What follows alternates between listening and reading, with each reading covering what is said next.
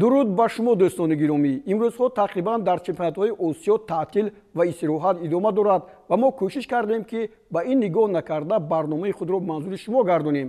Дастаи Истиқлоли Душанбе, чемпиони феълии кишвар, омодагии худро ба идомаи мавсими имсолии бозиҳои чемпионати мамлакат дар Ҷумҳурии Ӯзбекистон мегузаронад. То ин дам ба Истиқлол муяссар шуд ки ду бозии дӯстона ва таҷрибавии худро бо клубҳои маъруфи кишвари ҳамсоя гузаронад. Аввалин вохӯрӣ бо пейсафи Премер-лигаи Ӯзбекистон Навбаҳори Намангон сурат гирифт. Лаҳзаҳои ин бозиро бо ҳам мебинем. ин вохӯрӣ бо ҳузури беш аз 8.5 ҳазор мухлис дар варзишгоҳи Навбаҳор сурат гирифт. Албатта саволи аввале ки аз ҷониби мухлисони мо арз мешавад ин он аст ки кадом бозигарон дар ҳайати Истиқлол ба майдон омаданд. Аз ин рӯ ҳоло бо ҳайати Истиқлол таваҷҷӯҳ мекунем.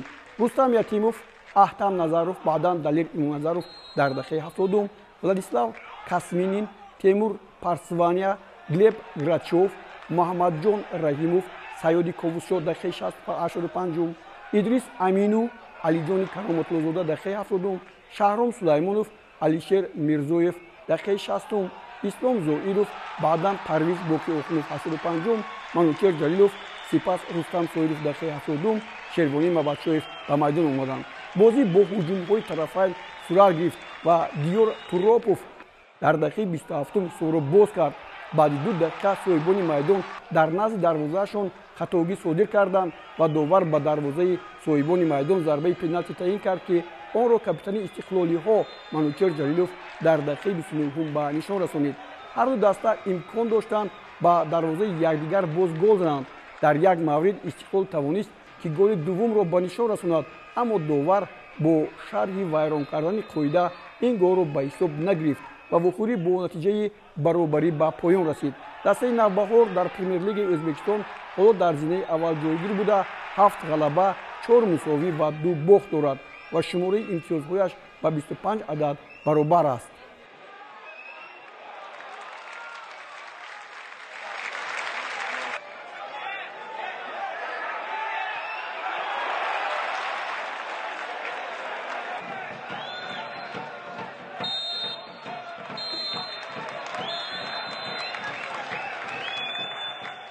То, что нужно играть связи, потому что там 3-4 футболиста пришли, 3-4 новых футболиста пришли в команду, нужно наиграть новые связи, так скажем. Так и потянуть функционал, выполнить те задачи, те функции, которые перед нами поставит тренерский штаб. И, естественно, конечно же, добиться положительного результата, потому что в любой игре всегда хочется побеждать и выходить из нее победителем. 29-го сыграем с Андижаном, лидером первой лиги. 30-го уже, наверное, вылетим в Душанбе и продолжим подготовку в Душанбе уже к Кубку Таджикистана, к 1/8 финала. Здесь кроме нас тренируется Бухара. Сегодня я заметил, вы встретились с Николой Стоящим, о чем поговорили? Ну, перекинусь пару фраз.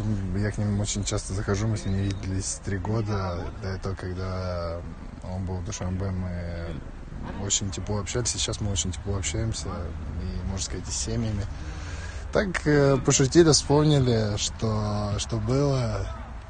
Хорошо провели время, получили максимум удовольствия. Но они еще здесь, поэтому еще будет время увидеться и пообщаться.